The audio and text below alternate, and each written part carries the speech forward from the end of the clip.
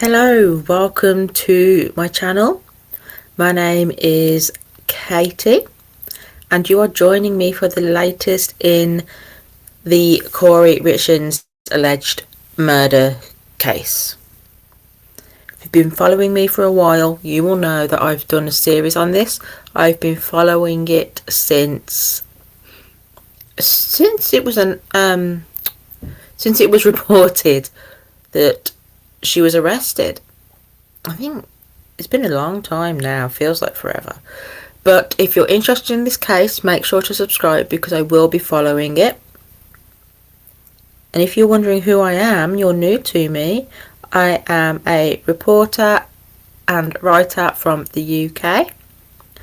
And I wanted to bring a female voice to the area of YouTube that is current affairs and news and politics and true crime, which is what today's podcast is. So as I said, this is the latest in the Kouri Richins alleged murder trial. I want to reinforce the fact that she is currently innocent. She has not been convicted, so therefore she is presumed innocent.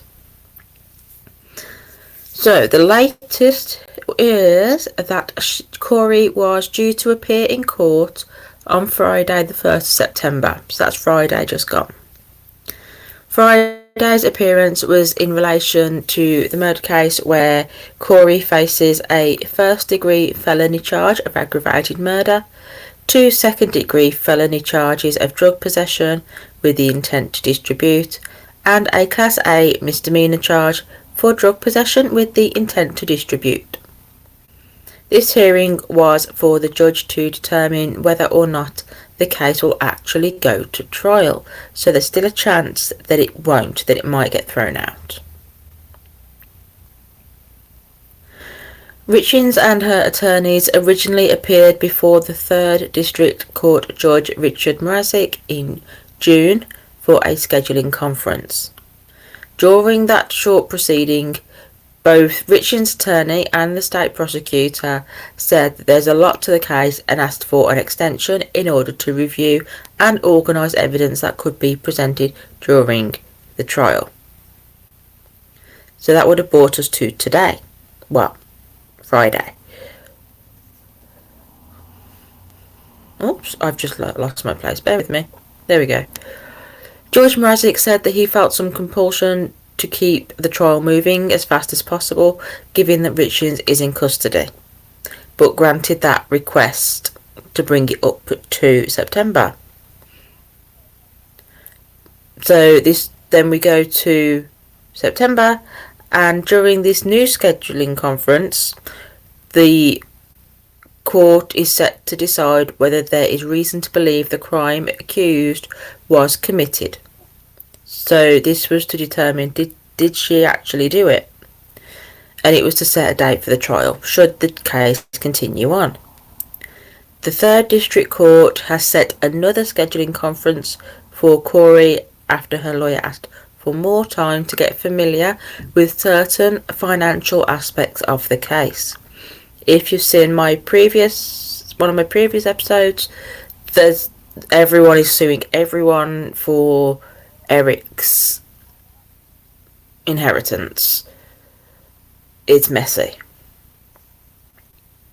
So Kouri will next be in court on Friday the 3rd of November, where once again attorneys and the court will attempt to set dates for the preliminary hearing. The judge will hear testimony and review evidence to determine if the defendant, Kouri, is bound for trial or if the case is dismissed. The scheduling conference also provides prosecutors an opportunity to amend the charges filed against Richins. The prosecution stated that they have not amended anything in their charges or findings in the case. However, prosecutors met with the Utah Attorney General's office to get a better understanding of Richins' insurance fraud allegations. That means additional information could be filed within the next couple of weeks. So, again, everyone is suing everyone, and that's where the fraud comes into it. Go and see one of my earlier videos for that. It's very messy, as I said.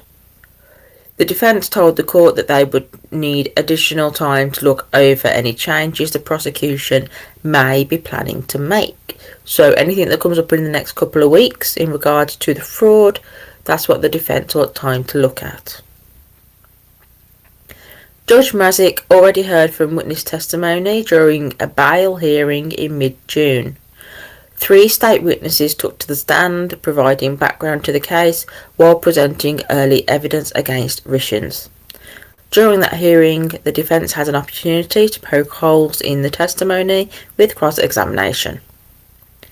Following that hearing, the judge ruled Richins would remain held in custody in the days leading to the trial. Recently, the state of Utah announced that it would not be seeking the death penalty against Richins. Prosecutors said the decision was made in careful consultation with the father and 2 sisters of Kouri Richins' late husband, Eric. Sadly, Eric's mother has passed away. If found guilty, following the completion of the trial, the aggravated murder charge against Kouri is now punishable by 25 years to life in state prison.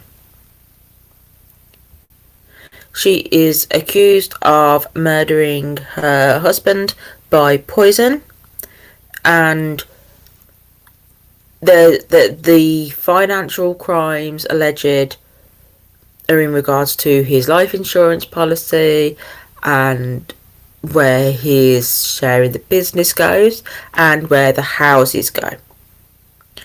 All of that is currently under the care of Eric's sister. She was named his next of kin, for want of a better word. Trustee, that's the word. So that's where that is. Nothing's moving in that at the moment, but that's the latest. We should have found out if she's going to trial. We didn't. They need more time to figure out defence and prosecution. But it's moving on. We'll be reporting on it more in November unless something else comes out. Recently, Kouri's friends have spoken to People magazine. I've got another one to do on that, so I'll be doing that after this one. But I've already uploaded one where they say that more will come out in the trial. Apparently, they believe she is innocent. So if that sounds like something you're interested in watching, please subscribe. Don't forget to follow me on all of the social medias at Katie_pins, as you can see scrolling across the bottom. And I think that's it. Like, subscribe, share, comment, etc. That makes the algorithm happy. Thank you very much for joining me, and I will see you in my next upload. Bye.